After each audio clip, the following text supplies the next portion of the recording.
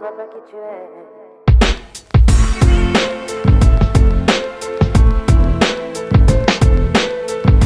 So, I'm actually surprisingly excited about driving this vehicle. So let's talk about it a little bit. We know it's sitting on the same frame, but we also know that the body has changed quite a bit on this one. So we're gonna actually talk about it. So again, I'm a big fan of the lights. I'm actually a big fan of the lights, surprisingly, because I didn't expect to like them from pictures. Let me tell you, in person, it looks so much better than the pictures do it justice.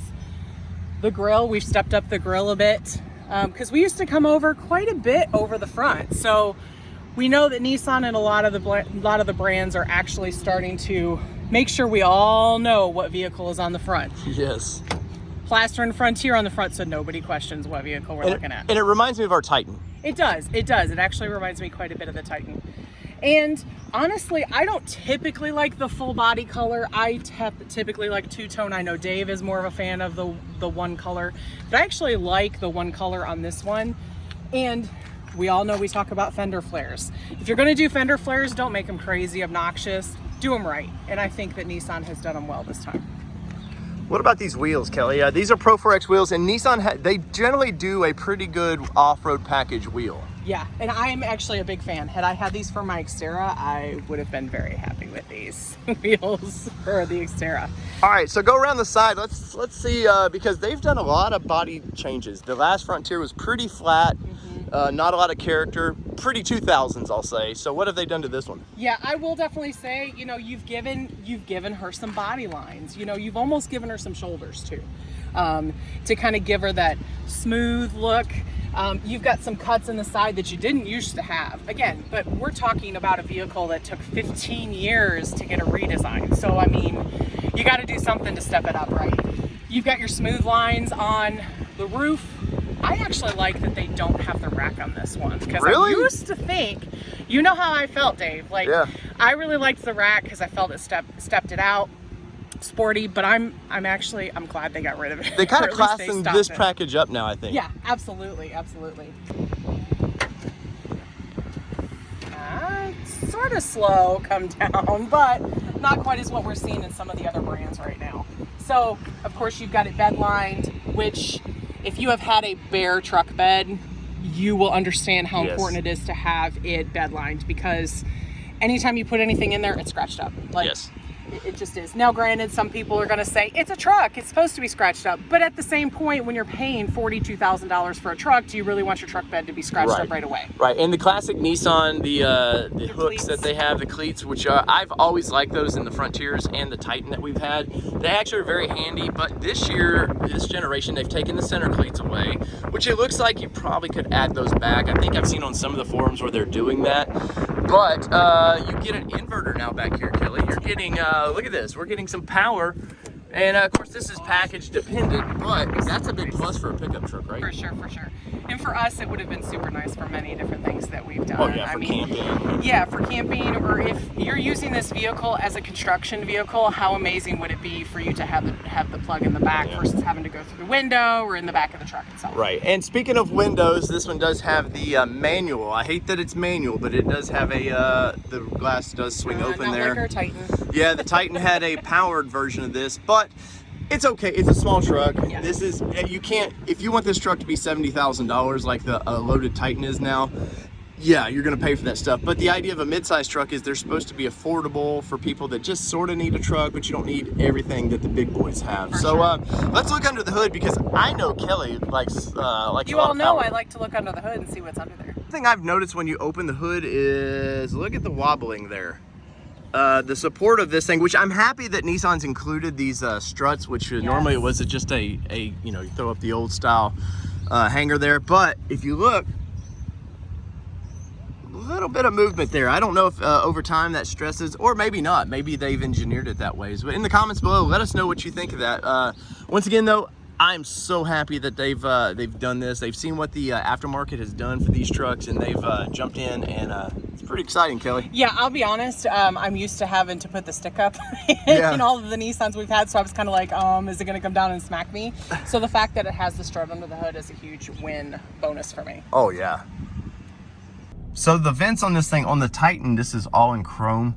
And And now I'm only going but what I know about the Pro4x we have right now, but I'm hoping the rest of the models were not chrome, because they would blind you, Kelly. Like, I remember reflecting, sitting here driving, and this would reflect right in your eyes. Yes, many a times where you go, really? Like, yes. I'm getting the glare from inside my vehicle. Right, and it looks like maybe they've listened on that. Though I know Infiniti has not, because when we test drove the QX80, well, this was all chrome and just it was pretty chromed out. Blind you. Overall, the shifter, where are you at with that shifter? I think it's a much improved shifter than the last generation. Yeah, I think it's fine. There's definitely little things that you can do to shifters that make a big difference, and I don't think that you had to do much with the previous shifter, but I do like that it's not as wide.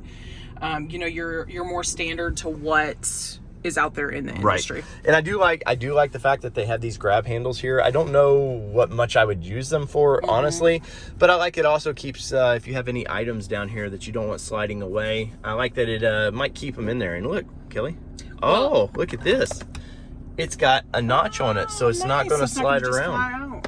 I'll be honest, one of the first things I noticed when I got in here to go to town was just that it is so deep in such a big spot for you to actually store stuff.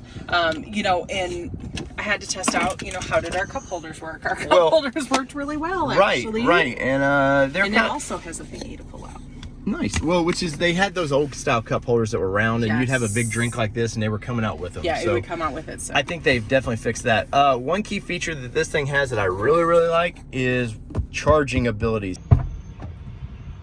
So, you know, we got to talk about the back seat, because guess what? You've still got little gremlins that you have to take with you sometimes. Sometimes they're adult gremlins. So let's talk about their comfort in the back seat. So honestly, I think that they would be pretty decently comfortable in the back here. You know, you've got room for 3. There's actually quite a bit of width for the center, which you don't always find in the back seat of mid-size trucks. Yeah, sometimes they're just the trucks are very narrow. Yeah. So yeah, they definitely it's just, ooh, we can fit 5, but can you really? Right. And I think this one you can. The big thing that we always look for now, since Ford is seem to forget this, is cup holders. And does this thing have cup holders, Kelly? I mean, this has cup holders. Where would they be? I feel like oh, look at that. What is that? What is that?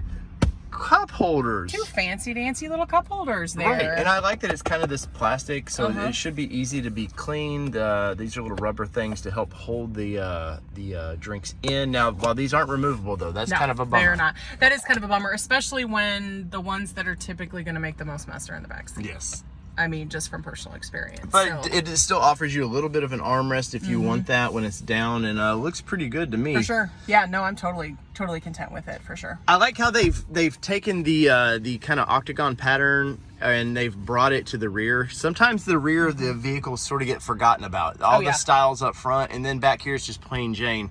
Now, they didn't put Pro4x back here, which I think is a miss. I think it's a miss too. I think, honestly, you know, I'm sure their thought process is, the front seats have it, why do we need to put them in the back seats? But I think if you've got a Pro4x package, then you should definitely step it up and put it in all the seats. Right. Now, the kids are going to be happy because we've got USB A and C back here. Plus, we got that inverter for, you know, that Game Boy's going to need charge on those long trips. Well, and honestly, we had this in the Titan, and it was really helpful because our daughter sometimes has to have breathing treatments. And the fact that we could do that on the way to school and not have to do it from home and, you know, use that extra time in the morning. So that plug is truly universal to be able to utilize for many different things. Oh yeah. Now I think it could maybe been a little more stylized. It does look sort of not forced, but something about it is just like, well, kind of Nissan like. And not a ding a bit about them, but they just sometimes have their own thing going. But having it is great. Now you get these little pouches if you want to store remember what maps are? I do you? But yes, I make them all the time, but that's not bad, kind of having some storage. Now, so I'm 5'8". Obviously I'm not a tall person, but I'm not probably the shortest person out there. Kelly has the seating position right where she would like it. We're about the same height, so on a trip this leaves a lot of room. I mean, I feel very, very comfortable. Now, being a mid-sized truck, the seating position is kind of straight up. They're trying to maximize as much room in this as possible, so sometimes the back people, you know, you've got the bed back there, so you've got to put that straight up.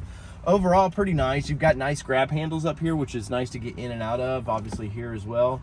Got little tow hooks, or little hooks that in case you want to put some, you go to do people still go to the laundromat and hang things? I don't know. Dry cleaners? Yes, but overall, the rest of the vehicle does match the up front a little bit. Like, you do have this faux carbon fiber once again, but you do got nice speakers back here.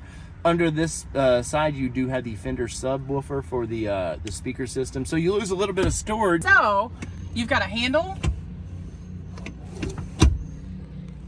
and we all know how I feel. I feel like this is a missed gem in a lot of vehicles. Yes. So this is Ford. prime storage space. Ford, we're talking to you.